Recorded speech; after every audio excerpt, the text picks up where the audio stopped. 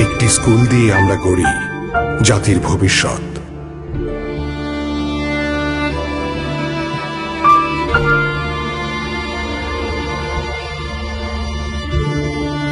একটি বাড়ি দিয়ে আমরা গড়ি ভালোবাসার বন্ধন।